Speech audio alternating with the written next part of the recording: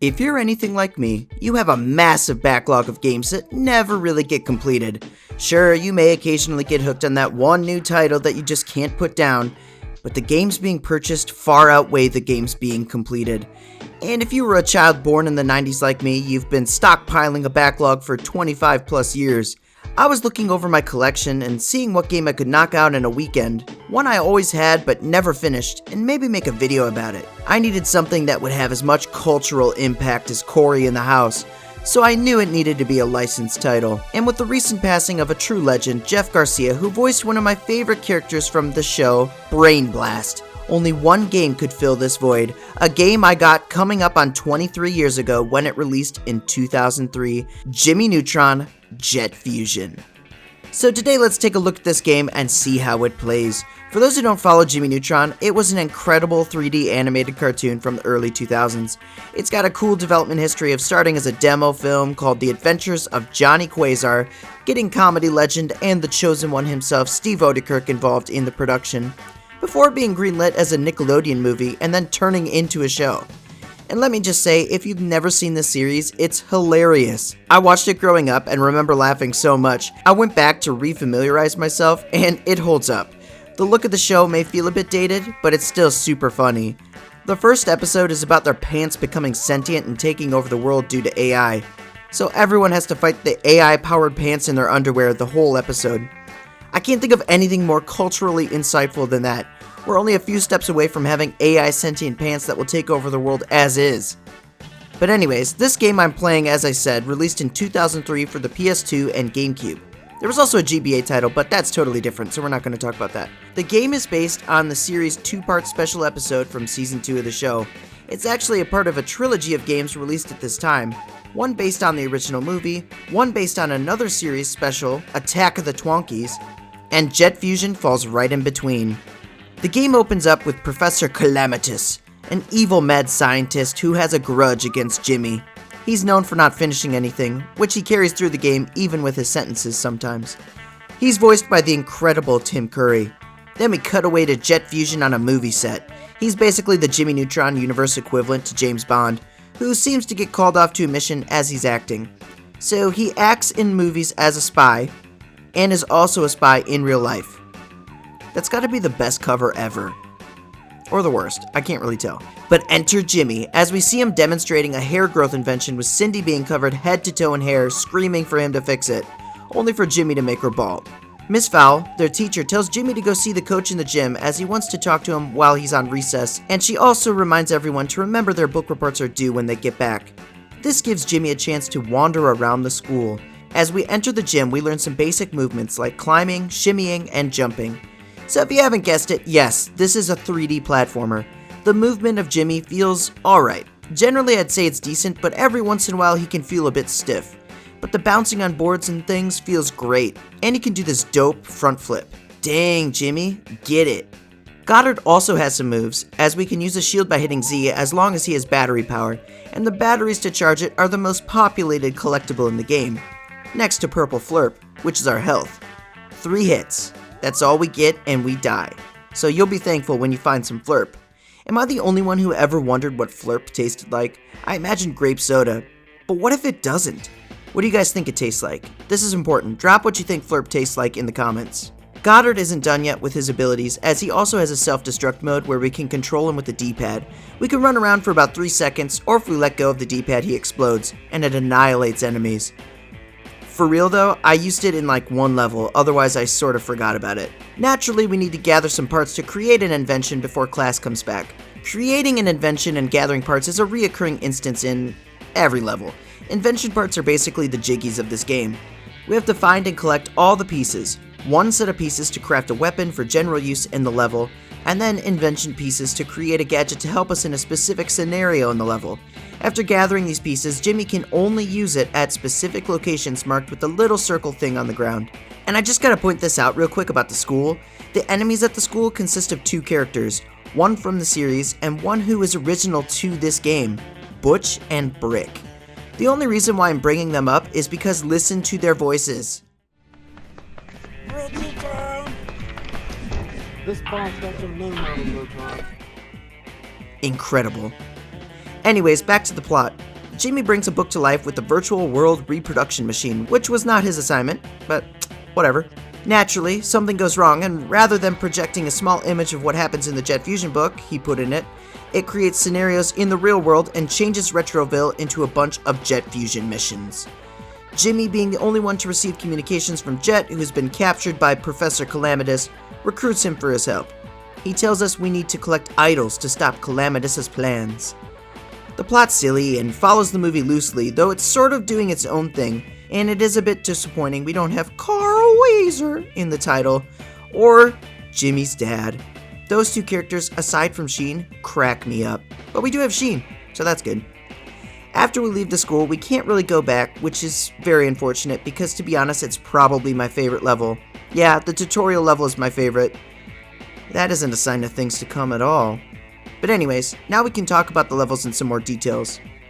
The world of this game is divided up really into 5 areas, and Jimmy gets a new outfit for every area, which is dope. A small detail, but I like it. Each area has its own boss at the end, and there are a series of collectibles to get that aren't invention or weapon parts.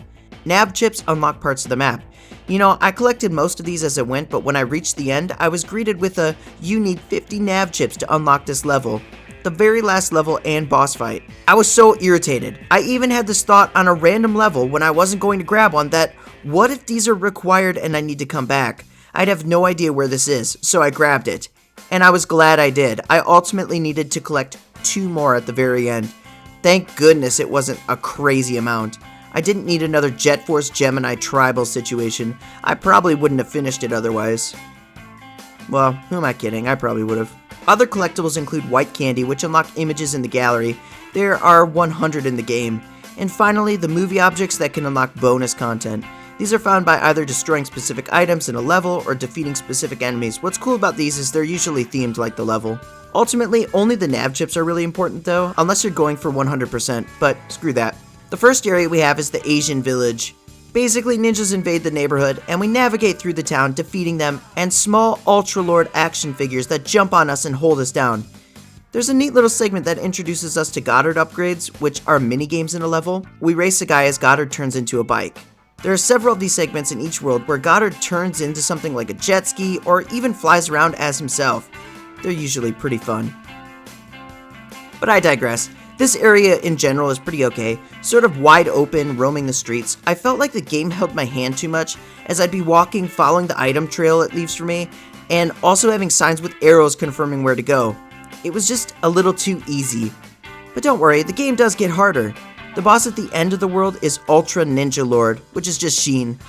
I don't think I was really clear on why our friend is brainwashed, but I guess it just happened because the machine made it so. We have to magnetize him and then shoot his action figure minions at him. Overall, this area was fine. Next is the island jungle area, which includes a big volcano and cannibals. I find these cannibal models hilarious, like they saw something they shouldn't have when they were young and now they're completely dead inside. Which makes sense, I guess, because they're cannibals. They have a great design. The baddie of this area is Miss Fowl.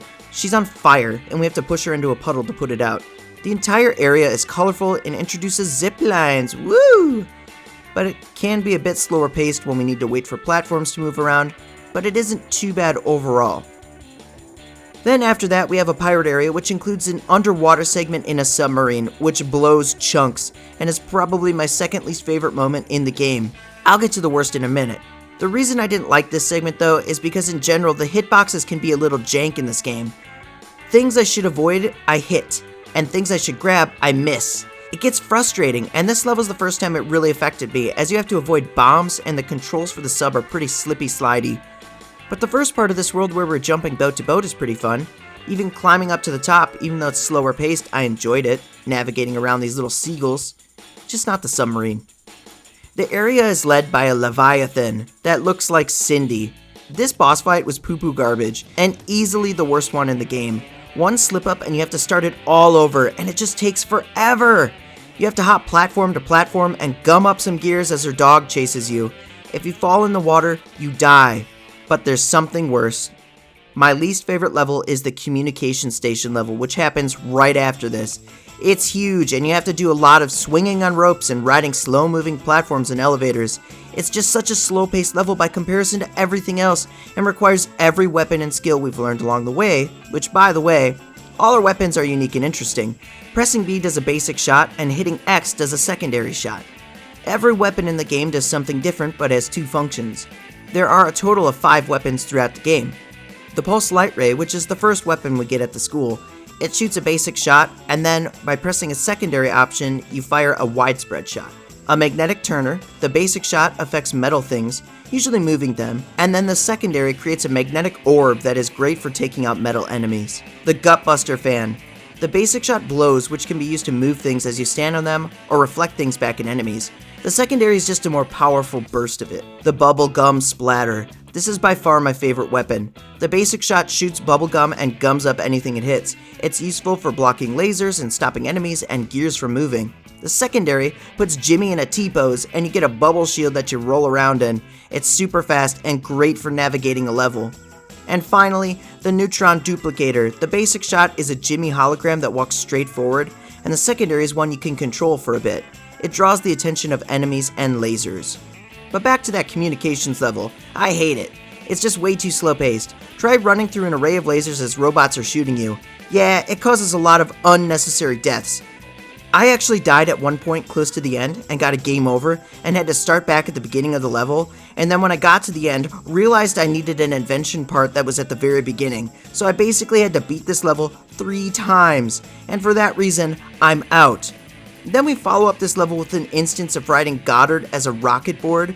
We think it's going to be fire and it looks epic, and it ends up being the most janky part of the game, and it's also slow-paced, and if you die, you get sent back to the top of the hill, so get ready to do this over and over again as well. The worst part is, this game is a checkpoint system. It's purple flirt machines. For some reason, the level with Goddard doesn't have any. And it would have also helped in other levels if you could fast travel between them, but what do I know? Eventually, after redoing the same levels over and over and over and over and over and over and over again, we reach the boss fight where we have to take out Calamitous' robot. We open up the room with various tools and skills until finally getting in our machine and gumming him up and laying the smack down. It's a decent final boss fight utilizing every skill and ability in a positive way. And then, we rescue Jet Fusion. Operation successful. Jimmy Neutron Jet Fusion is an overall mediocre 3D platformer. It has some charm and heart, but also a lot of jank and slow-paced gameplay. Did I love it? Certainly not. Did I get some enjoyment out of it? Sure I did. I've owned this game for a good portion of my life and never finished it, and now I can say I have. But the real question is, after 23 years, was it worth completing? Nope. Well, that's all I have for you. I hope you'll drop a like in this video to help spread my content and subscribe so you don't miss a future upload. Until next time, gotta jet!